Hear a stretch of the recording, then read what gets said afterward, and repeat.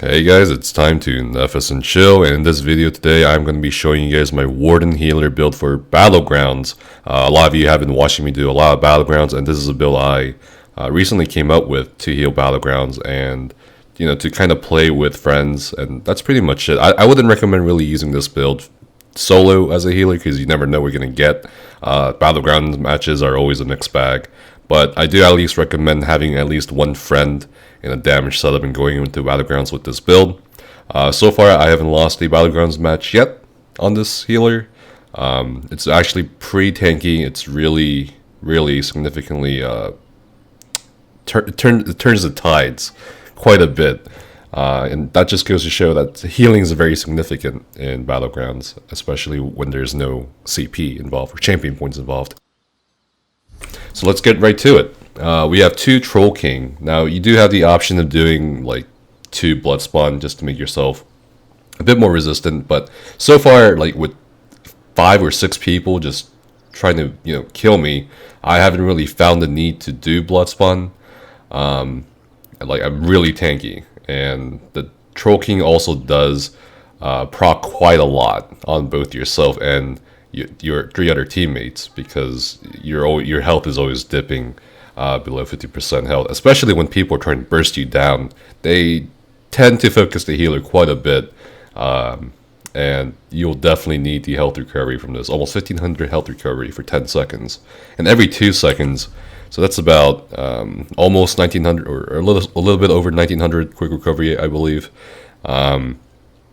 So it's very helpful, which this ticks every 2 seconds, and really it's kind of another form of healing, but it's very noticeable in Battlegrounds. So 2 Troll King, and the traits are 2 Divines.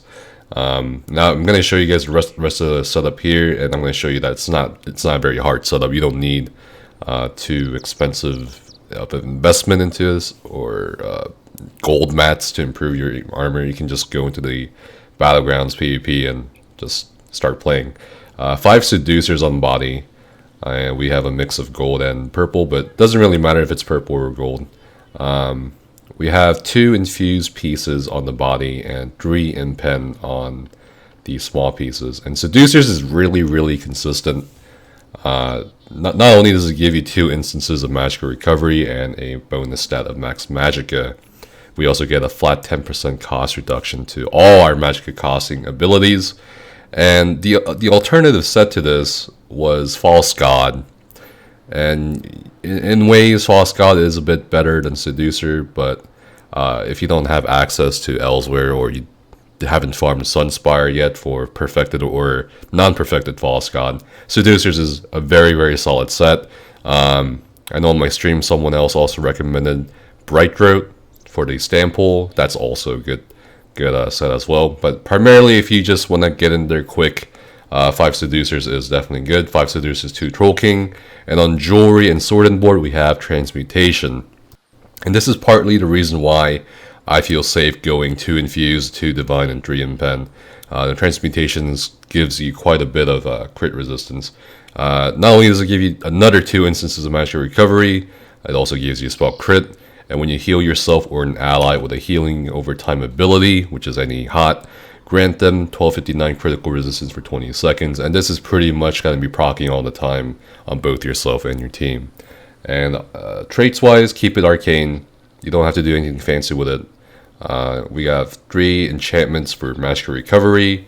On the body, again, it can be all magicka, or you can mix and match depending on what you want your stats to be. So my stats right now, with no CP put in or anything, we have 24.8 thousand max magicka on the Sword and Board bar. On the back bar it's a bit higher because of the Warden skill. I'll show you guys. Maximum health is roughly 23,000, and that's without the minor toughness procced. With the minor toughness proc, it's 25,000, so you're quite tanky. And your max stamina is around 10.7 to 11,000 stamina. And you can try to go for these stats for sure. You just gotta mix and match enchantments. So for example, I have 2 prismatic enchants on these 2 infused pieces, and I have 2 max stamina enchantments on the Troll King Mask and Shoulder, and everything else I have magic glyphs. But again, it's really up to you in the end what kind of stats you want. I definitely do recommend maybe slightly more stamina, but this is kind of offset by the fact that you'll be using tripods. Mundus Stone is going to be the Atronac, gives you 268 more magic recovery. We have Orzorga's Red Frothgar. This is going to give us a lot of max health and magic recovery. So you're noticing a pattern here, obviously. Magic recovery, magic cost reduction, more magic recovery. And this is because a lot of the skills we've been using, and remember we don't have champion points in Battlegrounds, are pretty expensive, especially Cleanse, which is a very, very powerful skill as of Scalebreaker because everyone's running dots. And the heal from it is incredibly insane. For every negative effect removed, the target is healed for 8% of max health. And this isn't even maxed out, so I'm pretty sure that goes up to 10%. And it removes 3 negative effects from yourself and your group hit by it. And it's a 6-person cap, right, including yourself. And in Battlegrounds, there's only 4 of you on one team. So Cleanse is always going to be hitting. And that's actually at quite far range, 18 meters. That's... you don't have to be next to them to cleanse them. And it's a very significant, noticeable amount of healing. And it's saved me so many times, it's actually pretty insane. Anyway, traits-wise, again, whatever you want. Magic recovery is 2700-ish. Health recovery once proc will be about 1900. And that's pretty much it. Resistances, this is unbuffed. If you want to see it buffed, here you go. It is 22,000 spell resistance and 19,000 physical resistance.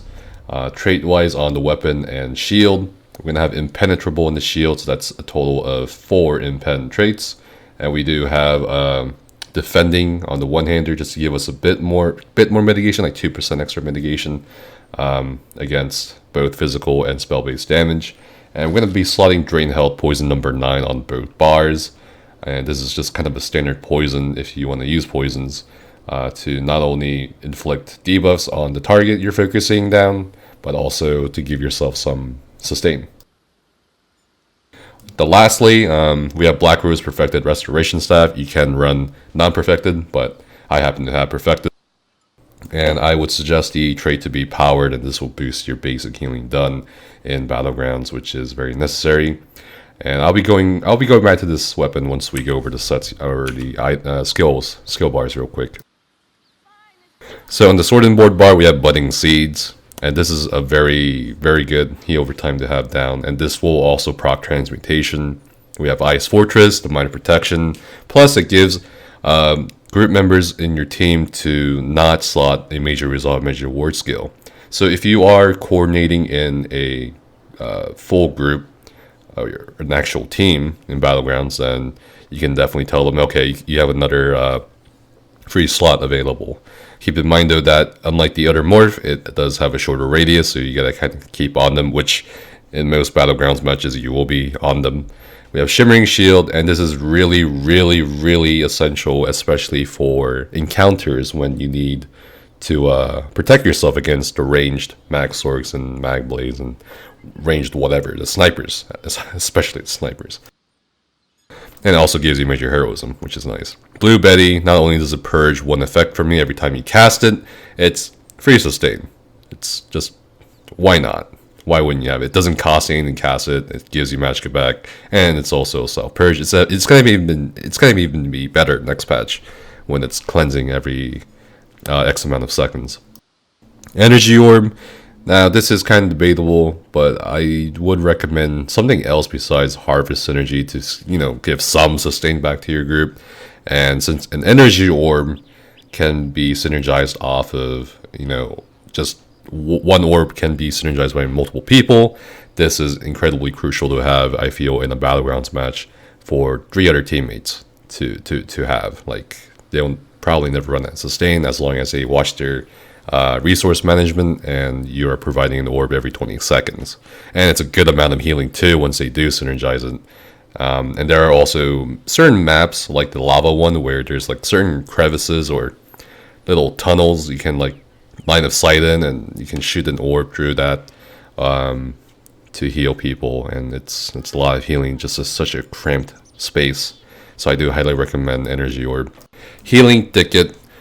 Between the other morph and this one, where the other morph gives you ult back. I probably went with this one. There's a lot of movement going on in PvP generally, especially in Battlegrounds. So Healing Thicket, this is sort of like an oh shit emergency heal in case you don't need to use the other ultimate, whatever ultimate you choose. Here we have Illustrious Healing, longer duration, more ticks of healing. Definitely recommend this morph instead of Healing Springs. You already have enough magic recovery and such, and sustain. Cleanse for sure. Combat Prayer. I chose Combat Prayer over Enchanted Growth because at this point I'm running at bar space, right? Because Enchanted Growth, yes, it's nice. It gives you minor intellect, minor endurance, but it is a pretty high cost skill when you compare to Combat Prayer. I mean, it's like what 1200 more magic cost to cast Enchanted Growth over Combat Prayer. Combat Prayer is a really nice burst heal, and it's also a nice burst buff in Battlegrounds. Like, let's say you have a Dragon Knight partner who's spec for damage, and he's like, okay, I'm gonna use leap on these guys, and you just pop Minor Berserk on them, and then they leap with Minor Berserk on them, and they don't have to wear Slime Crawler or anything, they can wear whatever else, and this is a pretty good burst heal, and gives Minor Berserk. And it also added some more resistances as well for your teammates. So I would highly recommend running Combat Prayer over Enchanted Growth if you don't have any more bar space at this point. You do also have the option of trying to slot Nature's Grasp in here somewhere, but I feel like all these other skills are too essential to just drop for another heal for Time or something like that. Now, Ward Ally. Ward Ally is gonna be your morph to pick besides Healing Ward. I mean, you can do Healing Ward, but Ward Ally is gonna play into using Black Rose Perfected Resto Staff, because it says on the 2-piece bonus, Steadfast Ward applies Major Vitality to your target for 3 seconds, increasing the healing taken on your target by 30%. That's a huge healing buff in Battlegrounds. 30% more healing done, and Ward Ally affects not just one person, but 2 people. So 2 people total, yourself and the lowest health ally around you, with a damage shield that absorbs X amount of damage. And with the damage shield on them, they have Major Vitality. You also have Major Vitality. And this plays into how tanky and how almost unkillable sometimes you are on this build. So I do recommend Ward Ally. Definitely helps not just yourself, but other people in your group. Radiating Regeneration, pretty standard healing skill in both PV and PvP. Definitely have it. It heals you or up to 3 nearby allies per every 10 seconds if you cast it for X amount over time. It's pretty powerful healing tool, because it doesn't matter where they are at, whether they're out of the Illustrious Healing, or worst case scenario, you somehow missed a Healing Thicket. The Radiating Regeneration should always be ticking, and this can save people from certain combinations of attacks as well in Battlegrounds. The last skill on this bar, on the Resto Staff bar, is Northern Storm. This is going to be changed next patch, apparently, according to PTS, but for now, while slotted, our max magic is increased by 8%. And you can activate this for major protection, for more mitigation, and that again plays into how tanky the build is and how much healing and mitigation you're giving your group. Because all these major and even minor buffs are pretty significant in Battlegrounds, no CP matches. And that's how we got a bit more max magicka than the Sword and Board bar. As we can see here, the 8% more max magicka if we slot it. And that is pretty much it. If you guys have any questions about this build, let me know down in the comments below. And thank you guys so much for watching. I hope to see you guys in Battlegrounds or elsewhere in ESO. And take care, have fun, see you next time.